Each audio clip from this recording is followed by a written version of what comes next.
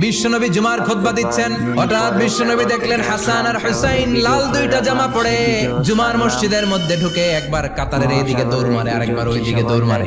বিশ্বনবী খুতবা থামিয়ে দিলেন, মিম্বার থেকে নেমে হাসান হুসাইনকে দুই হাতে টানতে টানতে মিম্বারের উপরে নিয়ে আসলেন যাতে মুসল্লিদের ডিস্টার্ব না হয়ে যায়। হাসানকে ডান হাতে ধরে হুসাইনকে বাঁ হাতে ধরে বাকি খুতবাটা বিশ্বনবী তখন শেষ করলেন।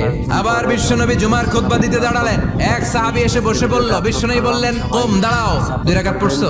সাহাবী কেন পড়ি নাই। বিশ্বনবী বললেন 2 রাকাত পড়ো। খুতবার নিরবিচ্ছিন্নতাকে ভঙ্গ করে বিশ্বনবী তাকে দাঁড়াতে বললেন, 2 রাকাত নামাজ পড়তে বললেন। তার মানে খতিব সাহেব মন গড়া শুধু খুতবা দিয়ে যায় না, ডানে বায়ে কোথায় কি হচ্ছে সবকিছু নজরে রেখে, কন্ট্রোলে রেখে সামাজিক সব সমস্যার কথাগুলো তুলে ধরে অসামাজিক কার্যকলাপের বিরুদ্ধে হুঙ্কার দিয়ে জুমার প্ল্যাটফর্মটাকে শক্তিশালী করাই হচ্ছে একজনের খতিবের দায়িত্ব। চিল্লায় কোন ঠিক কিনা?